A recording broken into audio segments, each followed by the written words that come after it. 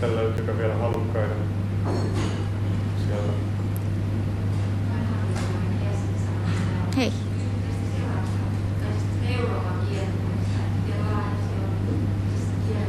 Ai. Joo, siis tää mun joulukiertue niin toki alkaa tuolta Savonlinnasta ja sit Kuusankoskelta ja sitten mä menen tonne Saksaan, Berliiniin, Frankfurtiin, Saksasta Barcelonaan, Espanjaan ja sitten Barcelonasta Romaniaan, Siiviuun. Ja tulen esiintymään siellä esittämään jouluaiheista musiikkia ja se koostuu hyvin monipuolista ohjelmasta, että siellä on vähän popahtavampia kappaleita, vähän niin sanotusti tuntemattomia suurelle yleisölle ja sitten klassisia kappaleita, joita on jo aikaisemmin konsertoinut kirkoissa ja mitä yleensä ihmiset kirkoissa kirkkomusiikkia kuullessaan kuulevat. Ja sitten siellä on hyvin perinteisiä suomalaisia joululauluja ja laulan usealla kielellä, tosin suurimmaksi osaksi suomeksi. En etsi valtaa loistoa ja Varpunen jouluaamuna ja just näitä oikein meidän rakkaita kaikista vanhimpia joululauluja.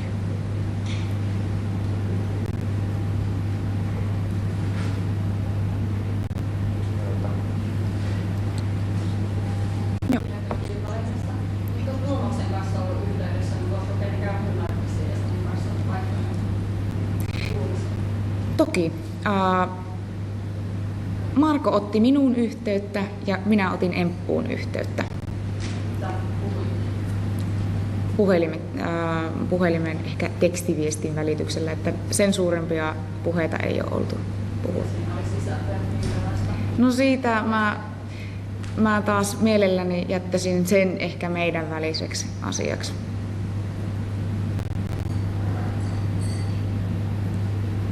Haluaisin täsmentää tuota joulukiertuetta, mitä kysyy kuka varmusta ja en itse valtaa loistoa, onko sinulla säästöjä?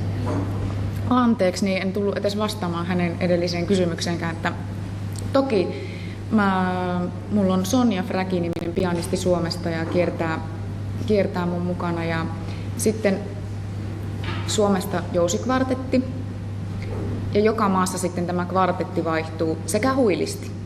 Eli kyse on semmoisesta pikkusesta ryhmästä akustista musiikkia musisoidaan yhdessä. Suomalaisista pianistista ja vaikuttajista? Joo, kyllä, muusikoista. Maassa vai? Joo, kyllä. No niin, vielä pari kysymystä. Tämä paikka aukeaa lounaalle vähän näin vasta. Voi ei. Jos joku... Ja.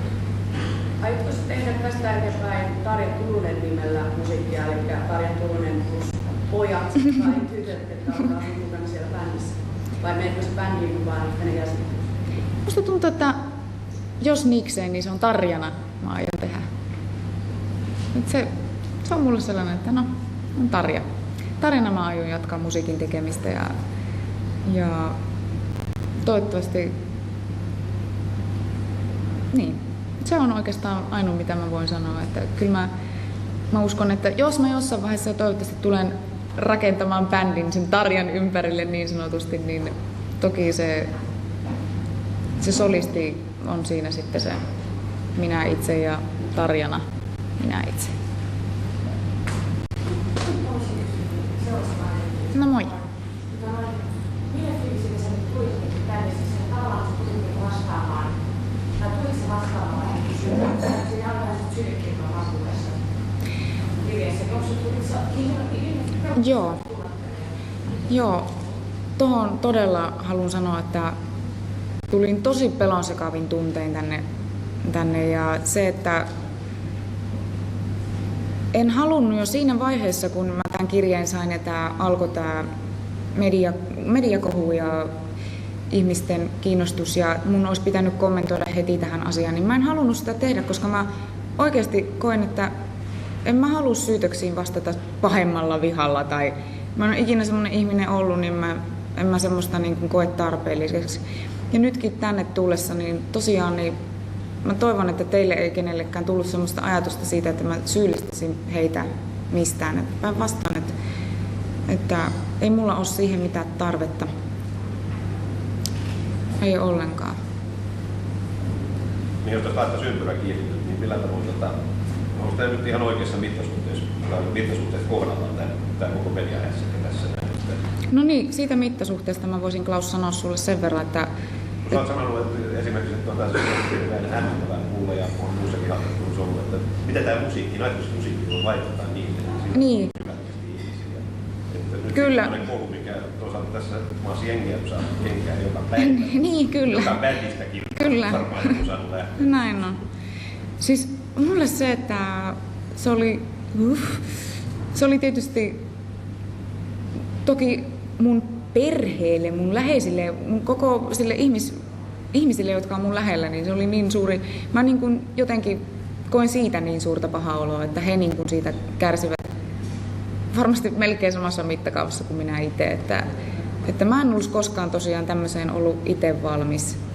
Ja niin kuin sanottu, että tämä tilaisuus nyt tässä, milloin mä teille tästä puhun, niin se on se viimeinen hetki, kun mä tästä puhun. Se on se ensimmäinen ja se viimeinen, että toki tulen vastaamaan muutamaa face-to-face haastatteluun tämän päivän aikana ja tekemään sitten pressi kansainväliselle medialle ensi viikon maanantaina Saksassa, mutta sitten se on oikeasti, mä päätin, että ei musta ole tämmöiseen, että en minä sitä niin kuin halua jatkaa enää tätä keskustelua. Mistä sitä tämmöisestä ihmissuhdekriisistä, miksi mun pitäisi jatkaa keskustelua tästä, koska oikeasti minunkin pitää jatkaa omaa elämää. Ja semmoiselta toivoisin niin kuin sellaiselta puhtaalta pöydältä, että mä en koskaan tule unohtamaan sitä, mikä on ollut mun elämä Nightwishissa ja mun ura Nightwishissa. Se on ihan sikka fakta, mutta elämän on otettava toinen hyppy tulevaisuuteen ja jatkettava. Sen takia mä en halua tästä asiasta puhua enää tämän päivän jälkeen täällä. No tää oli vähän kuuloinen edistynyt taas. Niin, Et sä ollutkaan diiva. Ai jaa. No. Okei, lukisin kirjaa.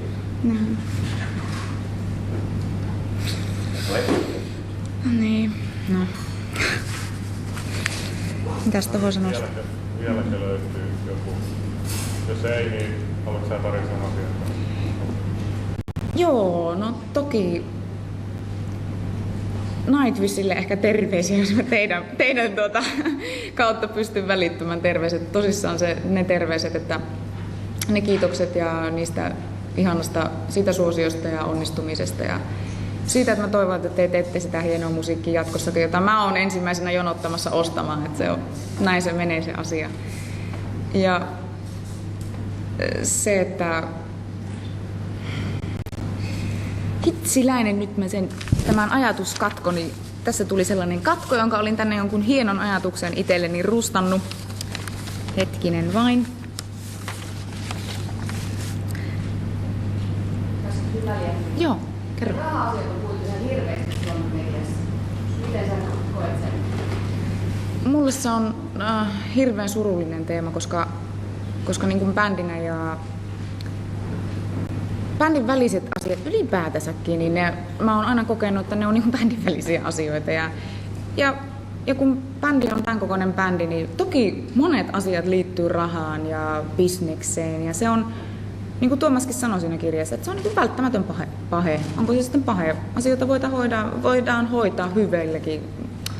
Hyvin. Minun suomen kieli taas. Mutta se, että mä oon kokenut sen hirveän valittavan, koska se on tosi, asioista tehdään hirveän raakaa siinä, kun puhutaan rahasta. Että esimerkiksi se, että jos mä olisin halunnut tehdä Nightwishia vaan rahasta, niin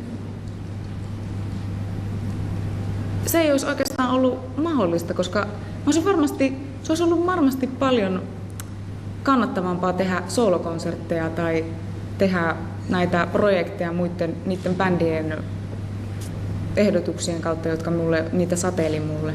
Mä halunnut sitä tehdä, että ei kaikki ole kyse rahasta ja siitä, että mutta se oli osa niitä ongelmia toki, että asioita ei oikeastaan niin, niiden hoitaminen oli vähän niin kuin näin. Ja sitten mä oon ollut hirveän tarkka aina, niin kuin sanoinkin tuossa aikaisemmin, että mä oon ollut hirveän tarkka, että mitä tapahtui ja on halunnut tietää asioiden kulusta. Ja sitten jouduin puuttumaan johonkin asioihin, kun näin sen, että se oli tarpeellinen. Ja itse asiassa ne bändin pojat, niin ei heistä kukaan ole tullut valittamaan siitä, että meillä alusta lähteen, tai näistä raha-asioista ylipäätänsä ja rahavirrasta ja muusta, että niin kun bändin alkuaiheesta lähteen, niin me ollaan jaettu tilit tasan niin sanotusti. Ja enkä mä ainakaan ole kuullut, että he niitä rahoja olisivat laittaneet hyvän tekeväisyyteen, jos ne ei olisi heille kelvanneet, että niin kuin en minä, eivät hekään. Että tää on vaan semmoinen asia, että siitä otsikoiden tekeminen niin on ollut tosi valitettavaa, että mä en ole kokenut sitä asiaa näin.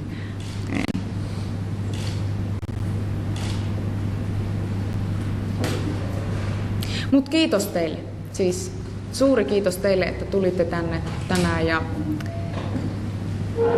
ja tosin se, että tekemällä tämmöisen lehdistötilaisuuden, niin mä en hakenut tässä promootiota, mä en nähnyt tälle mitään muuta vaihtoehtoa. Jos mä halusin asioihin kommentoida, tulla teidän eteen tänne, että te näette mun kasvot ja mä näen teidän kasvot, niin tää oli ainut vaihtoehto, koska niin kuin sanottu, mä en halua puhua tästä asiasta enää tämän päivän jälkeen. Mutta tosiaan haluan kiittää, että tulitte tänne. Tää oli mulle tosi kova pala elämäni, varmasti voin sanoa, että yksi vaikeimmista hetkistä. Ja hyvää syksyä. Tulevaisuuteen katse. Kiitos.